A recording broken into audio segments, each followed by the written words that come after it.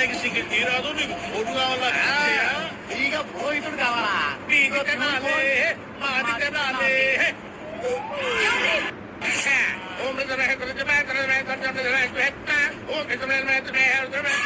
ఓటం ముట్టుకోకూడదు తల్లి. మీ తాతగారు పేరేంటారా? బొచ్చు కదలింగయ్య రామదేశ్య. బొచ్చు కాదు బొచ్చు. సంసారం అనే ఉచ్చులు బొచ్చు అయితే ఏమిటి?